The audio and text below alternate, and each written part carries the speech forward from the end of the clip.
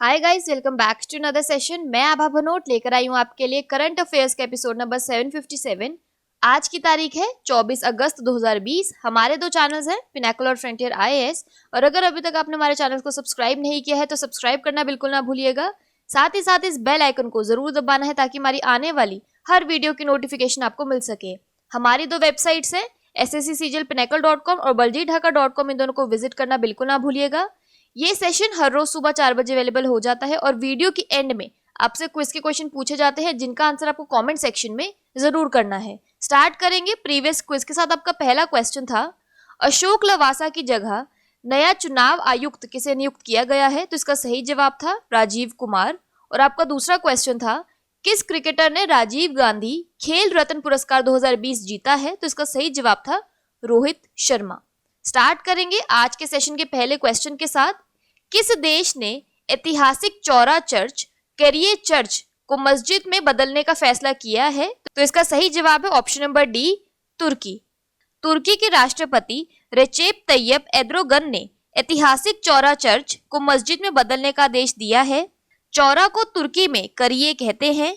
यह कदम Hagia Sophia को मस्जिद में बदलने के 1 महीने के बाद लिया गया है। 4वीं सदी के इस प्राचीन चर्च को ऑटोमन साम्राज्य के दौरान में मस्जिद में बदल दिया गया था।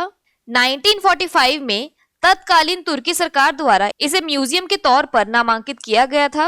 1958 में इसे एक म्यूजियम के तौर पर जनता के लिए खोल दिया गया था।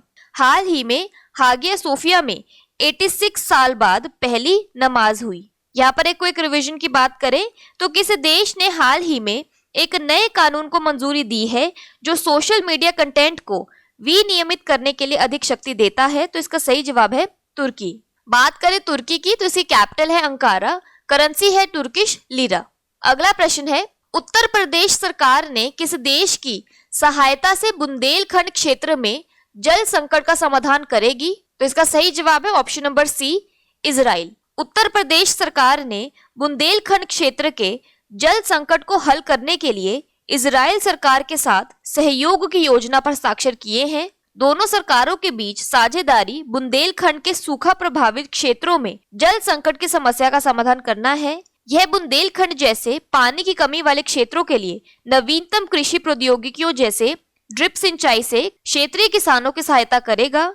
यह परियोजना बुंदेलखंड और उसके आसपास के क्षेत्रों में पानी की कमी समस्या से निपटेगी और देश के बाकी हिस्सों के लिए भूजल प्रबंधन, सिंचाई और पीने योग्य जल प्रबंधन के लिए एक आदर्श बनेगी। हस्ताक्षरित सहयोग की योजना के अनुसार दोनों सरकारें भारत इजराइल बुंदेलखंड जल परियोजना पर जल उपयोगिता के क्षेत्र में सहयोग करेगी। यहाँ पर एक रिवीजन की बात करें तो किस देश ने एरो 2 बैलिस्टिक मिसाइल इंटरसेप्टर का सफल परीक्षण किया है? तो इसका सही जवाब है इजराइल। बात करें इजराइल की तो इसकी कैपिटल है जेरूसलेम और करेंसी है न्यू शेकेल। अगला प्रश्न है, मौलाना अबुल कलाम आजाद MAKA ट्रॉफी 2020 किस विश्वविद्यालय ने जीती है? तो इसका सही जवाब है option number B, Punjab university. Punjab university ने लगातार दूसरी बार मौलाना अबुल कलाम आजाद MAKA ट्रॉफी जीती है। पुरस्कार समारोह राष्ट्रीय खेल दिवस 29 अगस्त को आयोजित किया जाएगा और भारत के राष्ट्रपति अन्य राष्ट्रीय खेल पुरस्कारों के साथ यह सम्मान प्रदान करेंगे। विश्वविद्यालयों को ट्रॉफी के साथ 20 लाख रुपए का नकद पुरस्कार दिया जाएगा। यहाँ पर एक रिवीजन की बात करें तो 2020 के राजीव गांधी खेल रत्न अवार्ड विजेता है Rohit Sharma cricket, T Mariyappan para athletics, Manika Batra table tennis, Vinesh कुश्ती और रानी हॉकी। अगला प्रश्न है, राष्ट्रीय राजमार्गों के किनारे वृक्षारोपण की निगरानी के लिए NHA ने कौन सा ऐप लॉन्च किया है? तो इसका सही जवाब है ऑप्शन नंबर बी, हरित पथ। भारतीय राष्ट्रीय राजमार्ग प्राधिकरण ने हरित पथ नामक मोबाइल एप्लीकेशन लॉन्च किया है। अब तक 7,800 पौधों को इस एप्लीकेशन के माध्यम से जियो टैग किया गया है।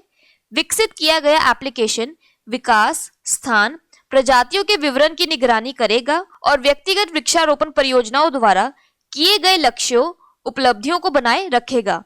इस एप्लीकेशन को big data analytics platform data lake पर लॉन्च किया गया है। डेटा लेक कच्चे प्रारूप में संग्रहित डेटा का भंडार है। इसमें संरचित डेटा और परिवर्तित डेटा शामिल है। इसमें मुख्य रूप से रिपोर्टिंग और मशीन लर्निंग भी शामिल है। मोबाइल एप्लीकेशन लॉन्च करने के अलावा भारतीय राष्ट्रीय राजमार्ग प्राधिकरण ने हरित भारत संकल्प नामक देशव्यापी वृक्षारोपण अभियान शुरू किया है। यह पर्यावरण संरक्षण और स्थिरता को बढ़ावा देने के लिए शुरू किया गया है। अगला प्रश्न है, ESIC ने बेरोजगारी लाभ योजना अटल बीमित व्यक्ति कल्याण योजना को कब तक बढ़ा दिया है? तो इसका सही जवाब है ऑप्शन नंबर सी, जून 2021। कर्मचारी राज्य बीमा निगम ESIC ने बेरोजगारी लाभ योजना अटल बीमित व्यक्ति कल्याण योजना को जून 2021 तक बढ़ाया। अटल बीमित व्यक्ति कल्याण योजना को कर्मचारी राज्य बीमा निगम द्वारा कार्यान्वित किया जा रहा है। इस योजना को कर्मचारी राज्य बीमा अधिनियम 1948 के तहत अनुमोदित किया गया था। इस योजना का उद्देश्य उन लोगों का समर्थन करना है जिन्होंने अंतर्राष्ट्रीय संकट या घरेलू संकट के कारण रोजगार के पैटर्न के बदलने के कारण अपनी नौकरी खो दी है। वर्तमान में रोजगार पैटर्न में बदलाव कोविड-19 के कारण आया है। इस योजना को 2018 में पेश किया गया था। यह योजना बेरोजगारी की स्थिति में सीधे बीमित व्यक्तियों के बैंक खाते में नकद भुगतान करती है। इस योजना के तहत श्रमिक कम से कम 3 महीने तक बेरोजगार रहने के बाद ESIC की ओर कुल योगदान का 47% प्राप्त कर सकते हैं। अगला प्रश्न है, गोपाल स्वामी कस्तूरी रंगन जिनका हाल ही में निधन हो गया है, वे किस खेल से जुड़े थे? तो इसका सही जवाब है ऑप्शन नंबर सी, क्रिकेट। पूर्व क्रिकेटर गोपाल स्वामी कस्तूरी रंगन का दिल का दौरा पड़ने से निधन हो गया।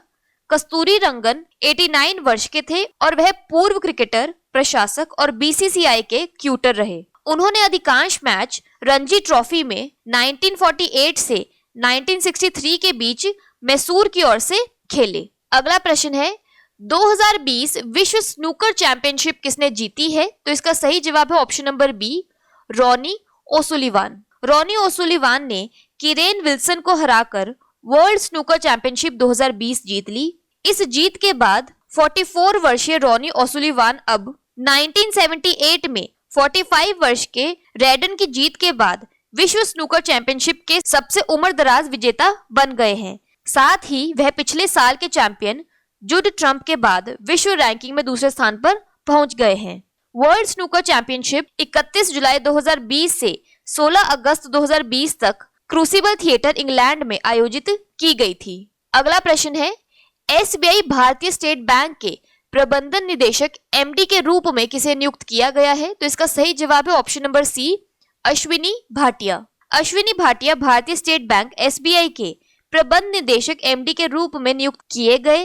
भाटिया वर्तमान में SBI में उप प्रबंध निदेशक के पद पर कार्यरत हैं। कार्मिक मंत्रालय के आदेश के अनुसार उन्हें अपनी सेवानिवृत्ति की तारीख 31 मई 2022 तक MD के रूप में नियुक्त किया गया है। भाटिया वर्तमान में SBI म्यूचुअल फंड में प्रबंध निदेशक और मुख्य कार्यकारी अधिकारी के रूप में कार्य कर रहे हैं। SBI म्यूचुअल फंड्स में शामिल होने से पहले भाटिया SBI के संपूर्ण क्रेडिट संरचना और प्रक्रियाओं को सुधारने के प्रभारी थे। यहाँ पर एक क्विक रिवीजन की बात करें तो भारतीय रिजर्व बैंक ने HDFC बैंक के अगले मुख्य कार्यकारी अधिकारी CEO के रूप में शशिधर जगदीशन की नियुक्ति को मंजूरी दे दी है। वह आदित्य पुरी की जगह लेंगे। अगला प्रश्न है, लिंगराज मंदिर हाल ही में खबरों में था, यह किस राज्य में स्थित है? तो इसका सही जवाब है option number B, Odisha. Odisha सरकार द्वारा 11वीं शताब्दी के लिंगराज मंदिर को उसकी 350 वर्ष पूरे करने वाली संरचनात्मक स्थिति प्रदान करने की घोषणा की गई है। मंदिर के चारों ओर 66 एकड़ भूमि का पुनर्विकास होगा।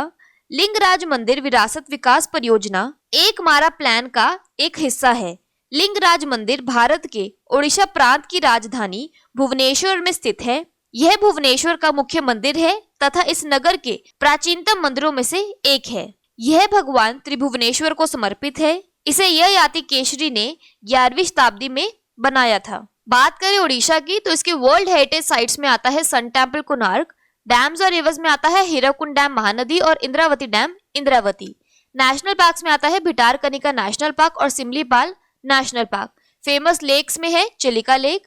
ओडिशा की कैपिटल है भुवनेश्वर, गवर्नर है गणेशी लाल और CM है नवीन पटनायक। अगला प्रश्न है, अर्थ ओवरशूट डे 2020 किस तारीख को मनाया गया? तो इसका सही जवाब है ऑप्शन नंबर डी, 22 अगस्त। 22 अगस्त को इस साल अर्थ ओवरशूट डे है।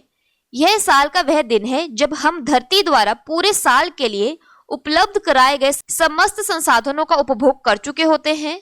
साल भर के लिए उपलब्ध कराए गए संसाधन से मतलब संसाधनों की उस मात्रा से होता है जिसका पृथ्वी एक साल में पुनर्सृजन कर सकती है। अर्थ ओवरशूट डे हर साल अलग अलग तारीख को आता है।